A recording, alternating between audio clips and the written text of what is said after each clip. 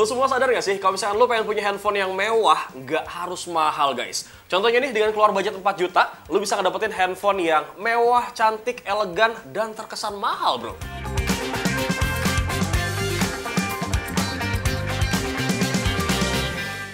Nah, selain punya desain yang mewah dan juga terkesan mahal, handphone ini juga punya kamera yang ciamik guys. Layarnya juga tajam, refresh rate-nya tinggi, dan performanya ini sama sekali nggak bisa kita anggap remeh. Kenalin brother, ini dia Vivo V29e.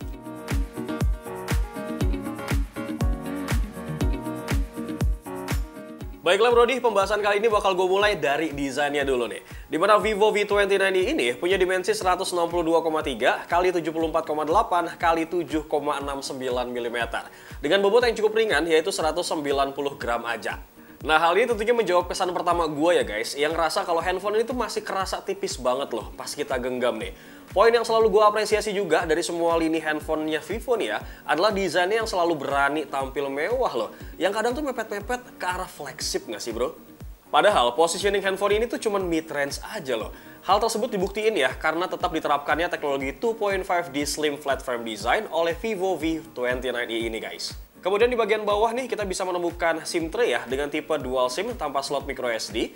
Ada mikrofonnya juga, ada port charging USB Type-C dan juga grill speaker. Nah di bagian kanan nih cuma ada tombol power ya dan juga volume, serta juga bagian atas cuma ada satu lubang buat mikrofon aja. Jujur ya, kalau misalkan kita bandingin nih sama Vivo V29 yang kemarin, gue lebih suka finishing warna Vivo V29e ini guys, yang varian gold nih tentunya. Yang katanya nih terinspirasi dari cahaya negeri Indonesia kayak gini loh bro. Karena lebih bikin tampilannya tuh nggak mudah kotor sih menurut gue.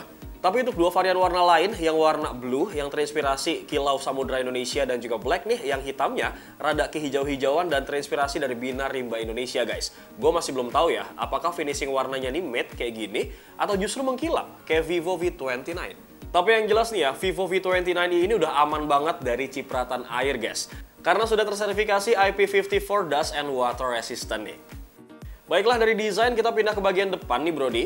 Yang mana pihak Vivo tuh menyematkan layar AMOLED ya, 6,67 inci, beresolusi Full HD+, refresh rate-nya ini maksimal di angka 120 Hz guys. So ini masih bisa kelihatan banget ya, meskipun dipakai di bawah terik sinar matahari nih. Tapi settingan refresh rate layarnya tetap bisa disetting untuk tetap di 60 Hz ya, atau di 120 Hz. Tinggal kita sesuaiin aja nih sesuai kebutuhan. Kemudian dukungan multi-touch layarnya ini juga udah mendukung sampai 10 jari ya guys. Dan gue juga nggak nemuin sama sekali nih terkait kendala touch delay di layarnya bro. Terus terkait settingan dari layarnya sendiri nih, di sini kita bisa atur ya mau pakai yang adaptive brightness atau enggak nih.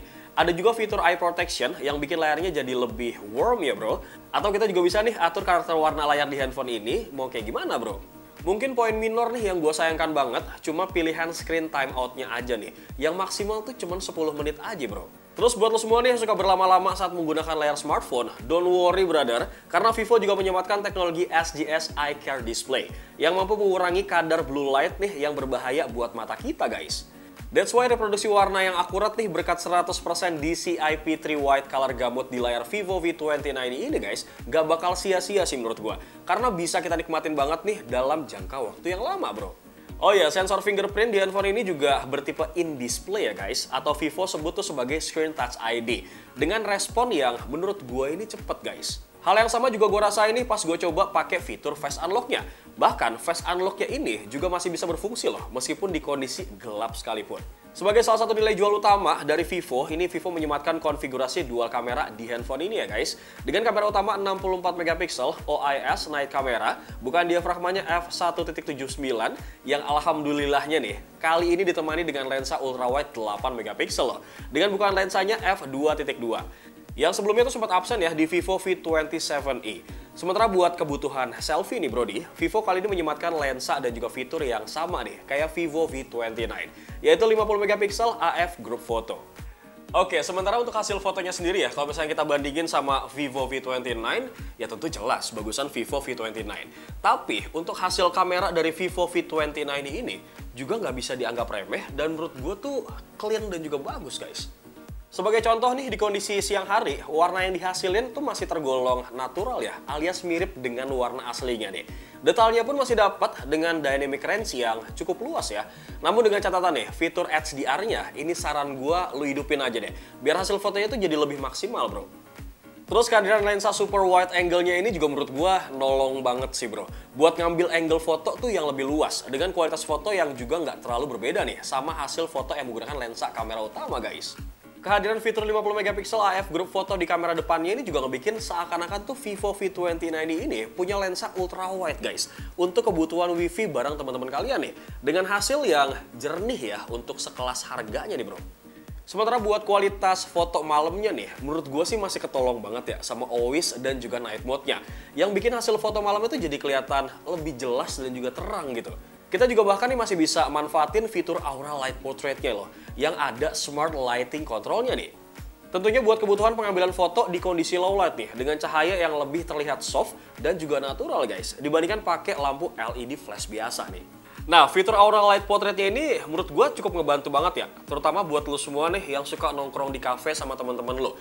Biasanya di cafe itu kan pencahayaannya tuh rada warm gitu ya, redup-redup gitu guys. Nah, smart lighting control-nya ini ngebikin tone warna kulit lo tuh jadi lebih natural menurut gue. Dari foto, sekarang kita pindah ke perekaman videonya. Yang mana Vivo V2090 ini bisa ngerekam video tuh maksimal di angka 1080 pixel 60 fps guys di kamera belakangnya. Dan 1080 pixel nih dengan 30 fps untuk kamera depannya.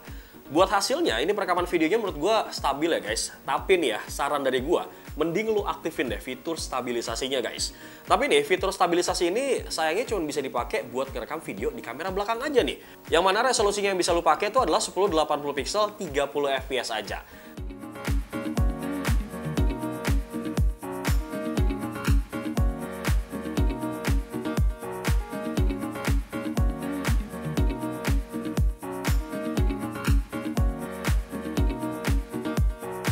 Terus poin unik lagi nih yang gue temuin adalah pada saat merekam video di kamera depannya.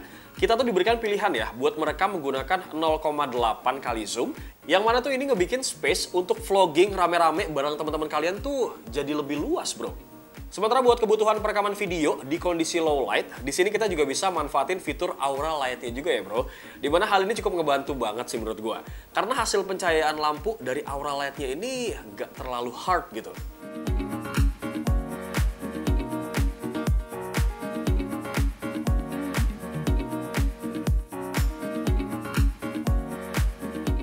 Fitur kamera lain dari Vivo V2090 ini antara lain ada Vlog Movie Creator ya, berupa template editing video nih guys yang cukup menarik. Terus ada fitur High Resolution buat lo yang butuh size foto lebih gede. Masih ada panoramanya juga yang jelas, ada scan dokumen, kemudian ada video slow motion, ada timelapse, supermoon buat kebutuhan foto bulan. Ada mode pro-nya juga nih buat lo yang pengen ngulik kameranya guys. Ada double exposure, dual view video, dan juga ada live fotonya.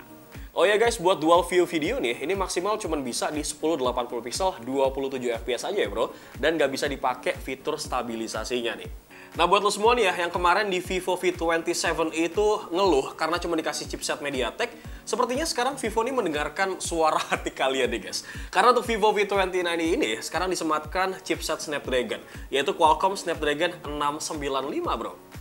RAM-nya 8GB plus 8GB extended RAM LPDDR4X ya, dengan storage 256GB UFS 2.2. Tapi sayangnya ini tuh nggak bisa di-upgrade ya guys, pakai microSD.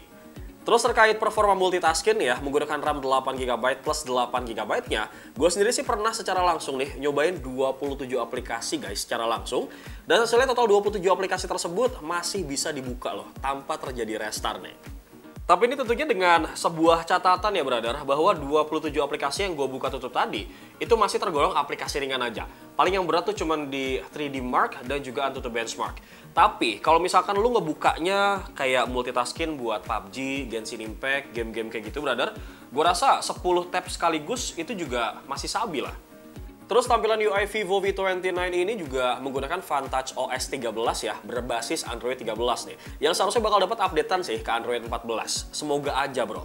Nah untuk sensornya ini juga terbilang lengkap menurut gua. Mulai dari accelerometer, ada proximity, sampai gyroscope ini juga udah support ya buat kebutuhan main game.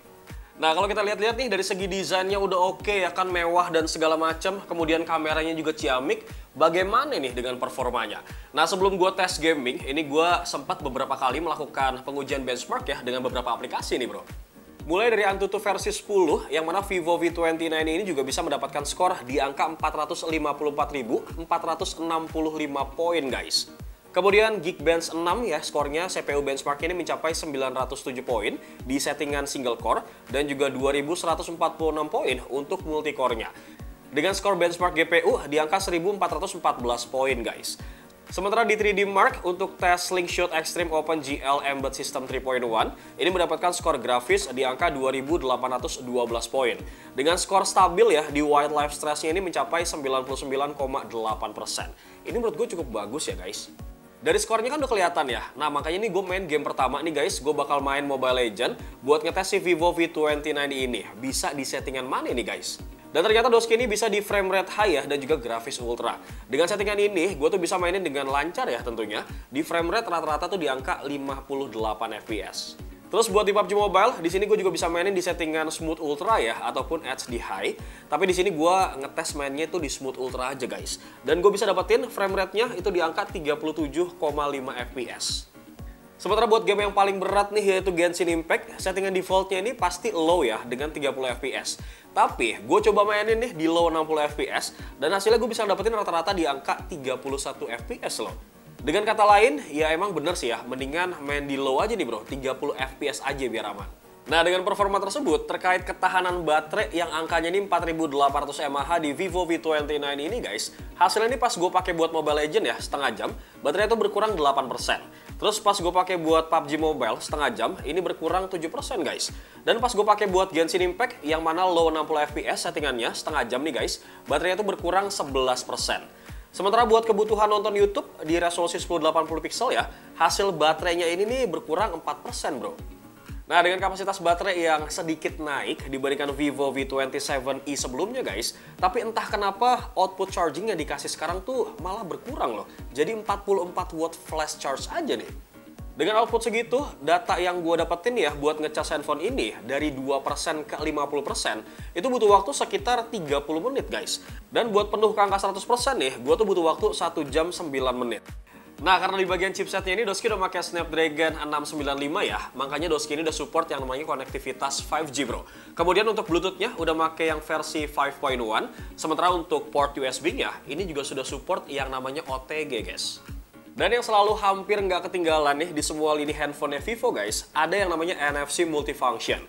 Dimana NFC-nya ini bukan cuma dipakai sekedar top up uang elektronik aja ataupun cek saldo ya guys, tapi juga bisa dipakai loh buat duplikasi kartu akses nih. Terakhir, ini terkait informasi harga ya Brody, yang mana Vivo V29 ini datang ke Indonesia tuh cuma satu versi aja, yaitu 8/256 GB yang dijual nih dengan harga Rp4.399.000. Jadi kesimpulannya Brody, dengan harga 4,4 juta kurang 1000 ya, menurut gue nih Vivo V29 ini udah cukup banget kok buat memenuhi semua kebutuhan lo dalam menggunakan sebuah smartphone guys. Apalagi kalau kita telisik dari segi desainnya yang mewah nih guys, ini juga menurut gue sebuah refreshment dan gak ada lawan sih ya bro kalau soal desain. Belum lagi ditambah sama performa yang jempolan nih guys dari Snapdragon 695 yang bisa dipakai buat ngelibas semua jenis game. Kameranya juga masih oke punya nih buat kebutuhan foto-foto. Layarnya nih juga jernih banget, AMOLED dengan refresh rate tinggi. Udah support konektivitas 5G pastinya. Hingga daya tahan baterainya nih yang termasuk cukup banget buat sekelas baterai yang nggak sampai 5000 mAh loh. So kalau misalkan gue ditanya nih, Vivo V29i ini cocok buat siapa guys? Menurut gue sih cocok buat semua kalangan ya. Tapi secara spesifik nih menurut gue, mungkin Vivo V29i ini memang lebih cocok buat kalian yang lebih mementingkan smartphone dengan desain yang mewah ya secara tampilan.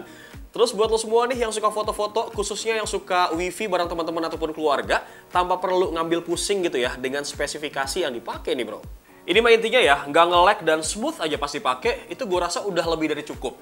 Nah biasanya yang kayak gitu tuh para cewek-cewek guys. Kalau cowok-cowok nih, gue yakin banget lu pada ngaku deh, lu pasti bakal bondang bandingin chipset. Iya nggak sih? Tapi ya nggak apa-apa juga guys, karena gue rasa setiap orang tuh punya preferensinya masing-masing gitu ya. Either itu cowok ataupun cewek, ya sah-sah aja. Tapi menurut kalian gimana nih? Gue serahin ke kalian semua. Menurut lo worth it atau enggak nih Vivo V29i ini? Langsung aja kita diskusi brother di kolom komentar sambil bewok pamit. Assalamualaikum.